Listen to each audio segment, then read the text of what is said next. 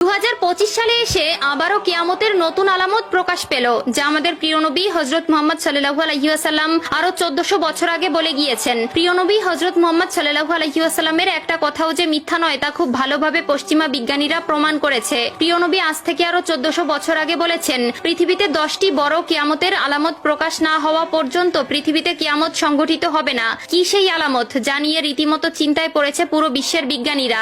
আপনি যদি একজন মুসলিম হয়ে থাকেন তবে ভুলেও ভিডিওটি এড়িয়ে যাবেন না, কারণ আমরা আজকে আপনাদের জানাতে চলেছি প্রকাশিত হওয়া সেই কিয়ামতের আলামত সম্পর্কে। আর আপনি যদি আমাদের প্রিয় নবী হযরত মুহাম্মদ সাল্লাল্লাহু আলাইহি ওয়াসাল্লামকে ভালোবেসে থাকেন তবে অবশ্যই কমেন্ট বক্সে আলহামদুলিল্লাহ কমেন্ট করবেন, আর ভিডিওটি শেয়ার করে দিতে ভুলবেন না, কারণ আপনার একটি শেয়ারে আরো অনেক মুসলিম ভাই ও বোনেরা কিয়ামতের এই আলামত সম্পর্কে জানার সুযোগ পাবে। তো চলুন বেশি কথা না বলে শুরু করা যাক আজকের এই ভিডিও। হাদিসে বর্ণিত আছে, কিয়ামত সংঘটিত হওয়ার পূর্বে পুরো পৃথিবী থেকে পবিত্র আল কোরআন উঠিয়ে নেওয়া হবে। প্রিয় দর্শক, কিয়ামতের নিকটবর্তীতার প্রমাণ স্বরূপ কিছু আলামত প্রকাশ পাবে। এর মধ্যে কিছু হবে বড় আলামত, আবার কিছু হবে ছোট ছোট আলামত। ইতিমধ্যে পুরো বিশ্বে অসংখ্য কিয়ামতের ছোট আলামত প্রকাশিত হয়েছে।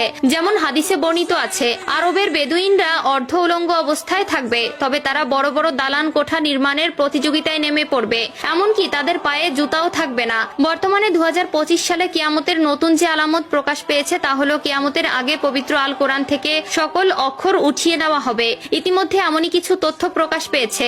আজ থেকে প্রায় 1400 বছর আগে মহান আল্লাহ তাআলা হযরত মুহাম্মদ সাল্লাল্লাহু আলাইহি ওয়াসাল্লামের উপর কোরআন নাজিল করেন এবং আল্লাহ তাআলা ঘোষণা দেন কিয়ামতের আগ পর্যন্ত তিনি নিজেই তা সংরক্ষণ করবেন। আল্লাহ তাআলা পবিত্র আল কোরআনের মধ্যে বলেছেন, নিশ্চয়ই আমি কোরআন অবতীর্ণ করেছি এবং আমি এর সংরক্ষক। সূরা আল হিজর আয়াত নম্বর 9। কিন্তু এমন এক সময় আসবে যখন মানুষ কোরআন ভুলে যাবে। পৃথিবীতে এমন কেউ থাকবে না যে কোরআন স্মরণ করবে। তখন আল্লাহ তাআলা এই পৃথিবী থেকে কোরআন তুলে নিবেন। এরপর ইসরাফিল আলাইহিস সালাম সিংগায় ফুঁক দিবেন এবং এই মহাবিশ্ব ধ্বংস হয়ে যাবে। রাসূলুল্লাহ সাল্লাল্লাহু আলাইহি ওয়াসাল্লাম বলেছেন, রাতের অন্ধকারে কোরআন মানুষের বুক থেকে উঠিয়ে নেওয়া হবে, এমনকি মুসহাফের একটি আয়াতও পৃথিবীতে অবশিষ্ট থাকবে না। ইবনে মাজাহ হাদিস নম্বর 4050। কিয়ামতের আগে পৃথিবীতে কোনো মুমিন ব্যক্তি থাকবে না। কিয়ামত আসবে পৃথিবীর সবচেয়ে নিকৃষ্ট মানুষদের উপর।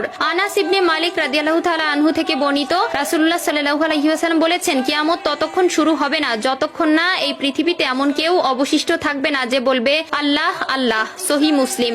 অর্থাৎ কিয়ামতের আগে সকল মুসলিম মারা যাবে। আবু হুরায়রা রাদিয়াল্লাহু তাআলা আনহু থেকে বর্ণিত, রাসূলুল্লাহ সাল্লাল্লাহু আলাইহি ওয়াসাল্লাম বলেছেন, আল্লাহ তাআলা ইয়েমেন থেকে একটি মৃদু বাতাস প্রবাহিত করবেন, যা রেশমের মতো মসৃণ হবে। যার অন্তরে এক বিন্দু পরিমাণেও ঈমান থাকবে সে সেই বাতাসে শান্তির মৃত্যুবরণ করবে। সহিহ মুসলিম।